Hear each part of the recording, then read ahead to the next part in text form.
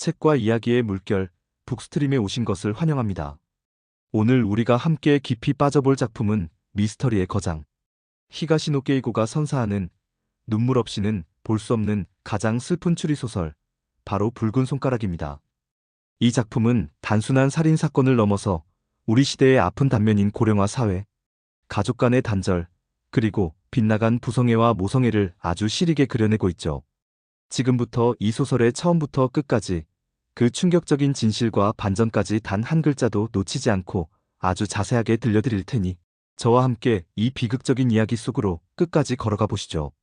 이야기는 평범한 셀러리맨 마에하라 아키오의 무거운 퇴근길에서 시작됩니다. 50살을 앞둔 아키오는 집으로 돌아가는 발걸음이 늘 무겁기만 합니다. 그의 집에는 히스테릭한 아내 야에코와 중학교 3학년인 아들 나오미, 그리고 치매를 앓고 있는 노모 마사에가 살고 있죠. 아내와 어머니의 고부 갈등, 그리고 아들의 무관심 사이에서 아키오는 집이라는 공간을 안식처가 아닌 도피하고 싶은 전쟁터로 느낍니다. 그래서 그는 일부러 늦게까지 회사에 남아 시간을 때우곤 하죠. 그러던 어느 날 아내 야에코로부터 다급한 전화 한 통이 걸려옵니다. 빨리 집으로 와달라는 아내의 목소리는 평소와 달리 심하게 떨리고 있었고, 아키오는 불길한 예감을 안고 서둘러 집으로 향합니다. 현관문을 열고 들어선 집안은 기묘할 정도로 조용하고 어두웠습니다. 아내는 거실에서 넋이 나간 채 앉아 있었고, 그녀가 가리킨 정원 구석에는 검은 비닐봉투에 쌓인 무언가가 놓여 있었죠. 아키오가 떨리는 손으로 그 비닐을 들춰보았을 때 그곳에는 하얀 양말을 신은 작은 여자아이의 시신이 있었습니다. 이제 겨우 초등학생 정도 되어 보이는 어린 소녀였죠. 아키오는 이 끔찍한 광경에 온몸이 얼어붙습니다. 범인은 다름 아닌 그의 아들 나오미였습니다. 학교에서 따돌림을 당하며 방 안에만 틀어박혀 지내던 나오미가 길 가던 소녀를 집으로 유인해 몹쓸 짓을 하려다 목을 졸라 살해한 것이었습니다. 하지만 더 충격적인 것은 아들 나오미의 태도였습니다. 자신의 방에서 게임에 열중하고 있던 나오미는 아버지가 들이닥쳐 어떻게 된 일이냐고 다그치자 시끄러워, 나도 몰라.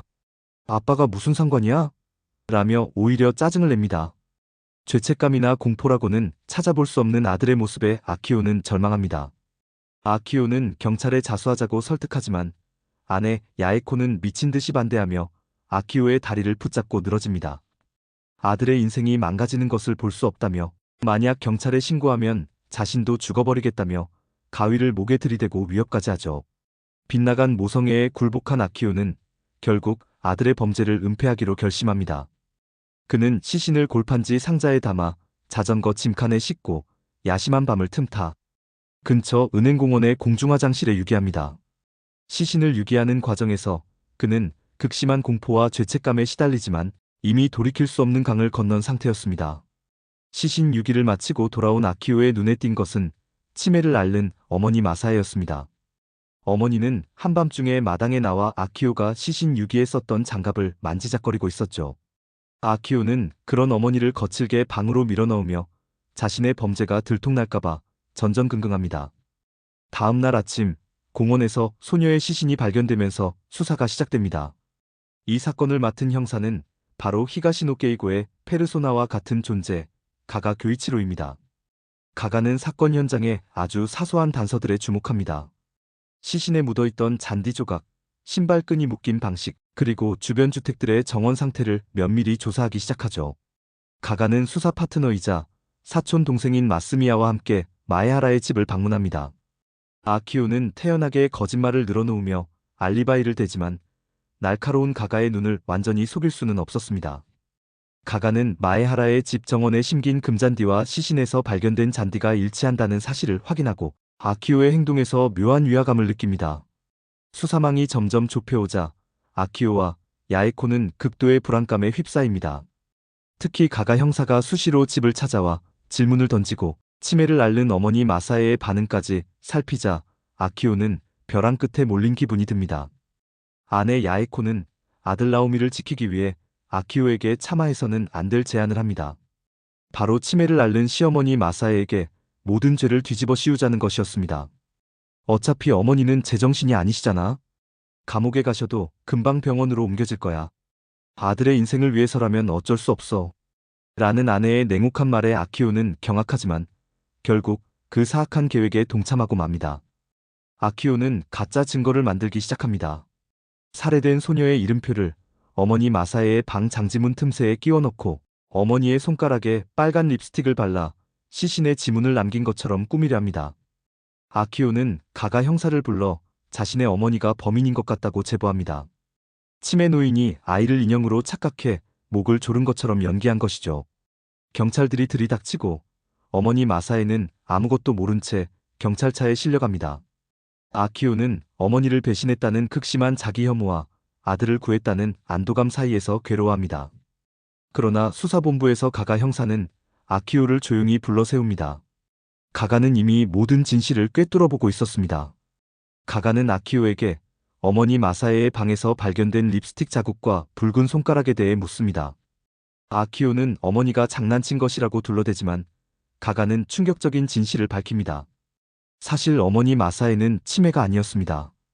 정확히 말하면 그녀는 자신이 가족들에게 짐이 되고 있다는 사실과 며느리의 구박을 견디다 못해 치매 연기를 하고 있었던 것이었습니다. 그녀는 아키오가 자신에게 죄를 뒤집어 씌우려 한다는 것을 모두 알고 있었고 아들이 자신을 진정으로 사랑하는지 확인하고 싶어 그 비극적인 연극에 동참했던 것입니다. 가가 형사는 아키오에게 말합니다. 당신 어머니는 당신이 립스틱을 칠할 때도 자신을 살인자로 몰아갈 때도 조용히 눈을 감고 지켜보고 있었습니다. 그리고 자신의 손가락에 묻은 립스틱으로 아들에게 마지막 메시지를 남겼죠. 마사에는 아들이 자신을 경찰에 넘기기 직전 붉은 립스틱이 묻은 손가락으로 장지문에 자신의 마음을 새겼던 것입니다. 그것은 원망이 아니라 아들의 비정함에 대한 슬픔이자 자신을 버리는 아들을 향한 마지막 작별의 표시였습니다. 가가는 아키오에게 어머니가 남긴 소중한 유품들을 보여줍니다. 그 속에는 아키오가 어릴 적 입었던 옷, 그리고 아키오를 위해 몰래 정성껏 모아온 돈이 들어있었습니다. 마사에는 죽어가는 순간까지 아들을 사랑했지만 아들은 자신의 안위와 아들의 미래를 위해 어머니를 제물로 바친 것이었습니다. 모든 진실이 밝혀지자 아키오는 무너져 내립니다. 그는 가가 형사 앞에서 통곡하며 자신의 죄를 고백합니다. 나오미가 저지른 살인과 자신이 저지른 은폐, 그리고 무엇보다 가장 끔찍했던 어머니를 향한 배신을요. 나오미 역시 경찰에 연행되지만 여전히 상황의 심각성을 깨닫지 못하는 모습으로 독자들에게 더 큰 씁쓸함을 안깁니다. 이 소설의 또 다른 한 축은 가가 형사와 그의 아버지 가가 다카마사의 관계입니다. 전직 형사였던 다카마사는 병원에서 암으로 죽음을 앞두고 있었고 가가는 아버지를 자주 찾아가지 않는 것처럼 보였습니다. 사촌 동생 마스미야는 그런 가가를 비정하다고 원망하지만 사실 가가는 아버지가 고독하게 죽음을 맞이하는 것이 형사라는 직업을 가진 사람의 숙명임을 인정하고 아버지가 마지막 순간까지 강한 인간으로 남을 수 있도록 배려하고 있었던 것입니다.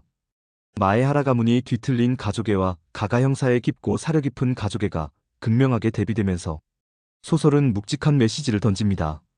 붉은 손가락은 단순히 누가 죽였느냐를 찾는 소설이 아닙니다. 가족이란 무엇인가? 부모는 자식에게 어디까지 헌신해야 하는가? 그리고 우리는 늙어가는 부모를 어떻게 대하고 있는가에 대한 날카로운 질문을 우리 심장에 꽂아 넣습니다. 아키오가 흘린 마지막 눈물은 아들에 대한 사랑이 아닌 한 번도 진심으로 바라보지 않았던 어머니의 붉게 물든 손가락을 향한 참회였을 것입니다. 이야기를 마치며 저 북스트림은 다시 한번 생각하게 됩니다. 우리 주변에도 어쩌면 아키오처럼 소중한 것을 잃어버린 채 살아가고 있는 이들이 있지는 않은지, 그리고 우리가 무심코 내뱉은 말이 누군가에게는 붉은 멍이 되어 남지는 않는지 말입니다. 히가시노 게이고의 이 걸작은 미스터리의 껍질을 쓰고 있지만 그 속에는 인간 본성에 대한 가장 처절하고도 슬픈 기록이 담겨 있습니다. 오늘 소개해드린 붉은 손가락의 이야기가 여러분의 가슴속에 작은 물결을 일으켰기를 바랍니다.